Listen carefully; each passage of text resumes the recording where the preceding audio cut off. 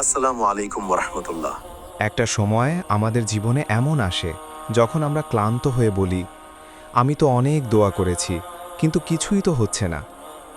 মনে হয় আমি ঠিক পথেই আছি, তবুও কেন যেন পিছিয়ে যাচ্ছি। চারপাশের সবাই এগিয়ে যাচ্ছে, আর আমি যেন একই জায়গায় আটকে আছি। তখন প্রশ্নটা খুব স্বাভাবিক, আল্লাহ কি আমার দোয়া শুনছেন না? বিশ্বাস করুন, এই হতাশার মুহূর্তটাই হচ্ছে আপনার ধৈর্যের সবচেয়ে বড় পরীক্ষা। আর এখান থেকেই শুরু হয় আল্লাহর পরিকল্পনা বোঝার আসল যাত্রা। কোরআনে আল্লাহ বলেন, তোমরা কি মনে করো তোমাদের পরীক্ষা করা হবে না? আপনি সঠিক পথে আছেন বলেই হয়তো আপনার ফল আসতে দেরি হচ্ছে, কিন্তু সেই ফলটা হবে অনেক বড়, অনেক সুন্দর। একবার ভেবে দেখুন, যখন সবকিছু থেমে যায়, সেটা কি দেরি নাকি প্রস্তুতি? আমরা ভাবি আল্লাহ দেরি করছেন, কিন্তু বাস্তবে আল্লাহ আমাদের তৈরি করছেন আরও ভালো কিছু দেওয়ার জন্য। ধরুন আপনি এখন যা চাইছেন, সেটা যদি এই মুহূর্তেই পেয়ে যান, আপনি কি সেটাকে সামলাতে পারবেন?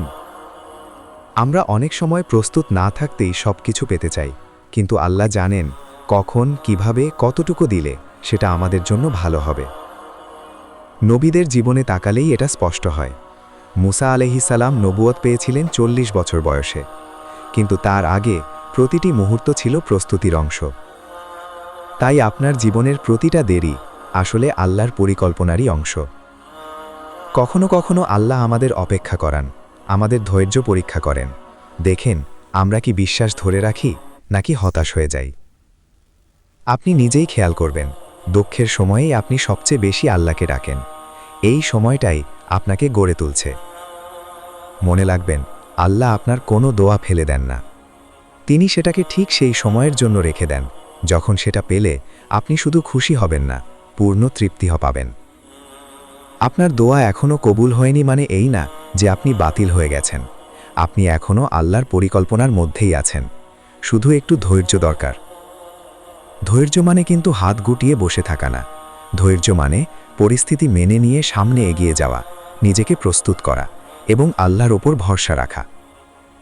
কুরআন আমাদের শেখায়, সবর মানে শুধু সহ্য করা নয়, বরং পাপ থেকে নিজেকে দূরে রাখা এবং কঠিন সময়েও ঈমান ধরে রাখা।